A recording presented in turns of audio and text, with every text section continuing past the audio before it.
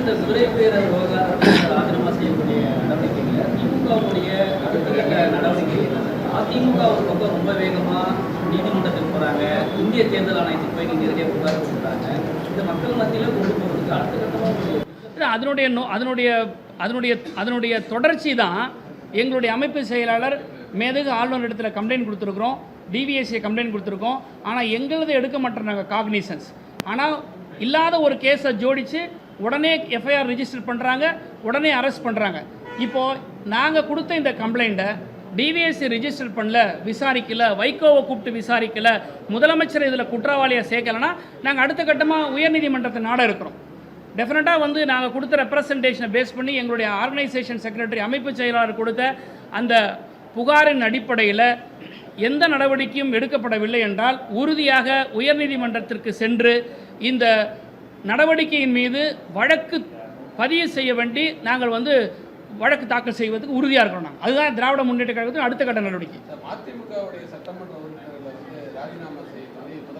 இல்லை, மதிமுகவுடைய சட்டமன்ற உறுப்பினர் இல்லை, திராவிட முன்னேற்ற கழகத்துடைய சட்டமன்ற உறுப்பினர்கள்.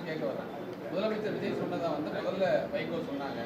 அப்புறம் அடுத்த நாள் இல்லை நான் அப்படி சொல்லல, நான் ராஜினாமா பண்ண போறேன்னு சொன்னேன், அவர் நான் பிரச்சாரம் பண்றதா சொன்னாரு அப்படின்னு சொன்னாங்க. அது திமுகவுடைய சட்டமன்ற உறுப்பினர் இல்லாத வைகோக்கே அந்த உரிமை இல்லை அது ராஜினாமா செய்ய சொல்றாங்க. இதுதான் குதிரை பேர நடந்திருக்கு நீங்க நினைக்கிறீங்க? நிச்சயமா இதுதானே நாங்கள் சொல்றோம். எது இல்லாமல் நீங்க சார் ஒருத்தவங்க எம்எல்ஏவா இவ்வளவு தூரம் நிற்கிறாங்க சார், அவங்க திடீர்னு ராஜினாமா பண்றதுக்கு ஏதாவது ஒரு பெனிஃபிட் வேணும்ல. எந்த பெனிஃபிட் இல்லாமல் எப்படி ராஜினாமா பண்ணுவாங்க? அப்போ இதுவே குதிரை பேரம் நடக்குதுன்றதை வைகோவை டிஸ்க்ளோஸ் பண்ணியிருக்காரு, கன்ஃபஸ் பண்ணியிருக்கிறார்ல. அதான் சொல்கிறோம், நாங்கள் இதில் நம்பர் 1 குற்றவாளியாக முதலமைச்சரே இதில் மாற்றார். அதனால தான் நீங்கள் விசாரிக்கணும்னு சொல்கிறேன். வீடியோ ஆதாரம் இருக்குது. இன்னொரு விஷயம், முதல் நாள் பேசுகிறத மாற்றி பேசுகிறார் வைகோ அப்படின்னா அப்போது இது தவறு இருக்குது, காக்னிசன்ஸ் இருக்குது, ட்ராப்பில் விழுந்துட்டோம், நாளைக்கு நாங்கள் மாட்டிப்போம், திமுக இது விடாது, நீதிமன்றத்துக்கு கொண்டு போகும், இந்த அரசின் மேலே நடவடிக்கை எடுக்கப்படும் அப்படிங்கிறத அவங்க உணர்ந்துருக்கிறாங்க. இதுவே ஒரு பெரிய முன்னாள் முதல்வர் மு க ஸ்டாலின் அவர்கள் தொடர்ந்து 3 முறை சொல்லிட்டாங்க, 3 மாதத்தில் ஆட்சி கவிழலாம், 6 மாதத்தில் கவிழலாம் அப்படின்னு சொல்றாங்க. அதே வார்த்தையை வைத்துக்கொண்டு நேற்று அமைச்சர் நிர்மல்குமார் இதன் அடிப்படையில் தான் இந்த செந்தில் பாலாஜியோட சகோதரர் இந்த சம்பந்தப்பட்டு பேரம் பேசிக்க குற்றச்சாட்டுறாரு. அதே தோழர் சண்முகம் அவர்களும் இதே குற்றச்சாட்டு வைக்கிறாரு. அப்போ முதல்வர் சொல்றதுக்கும் இதுக்கும் கனெக்ட் ஆகுது? ஒன்றுமே இல்லை சார், வெரி சிம்பிள் சார். இந்த கவர்மெண்ட் ஃபார்ம் பண்ண ஒரு நாள்லேயே அன்னைக்கே நாட்டு மக்கள் மத்தியில் பேசப்பட்ட பேச்சு, பாமர மக்கள் மத்தியில் வரக்கூடிய பேச்சு, இந்த அரசாங்கம் எத்தனை நாளைக்கு இருக்குன்றது தான்.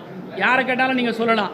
அதுக்கு தான் என்னுடைய தொடக்கத்தில் சொன்னேன், இது 150 160 சீட்டு வாங்கின கவர்மெண்ட் இல்லை, இது சீட்டு கட்டால் அடிக்க வைக்கப்பட்ட கோபுரம், காற்றடிச்சா கலைன்றது சிம்பிள் பொலிட்டிக்கல் அனாலிசிஸ்.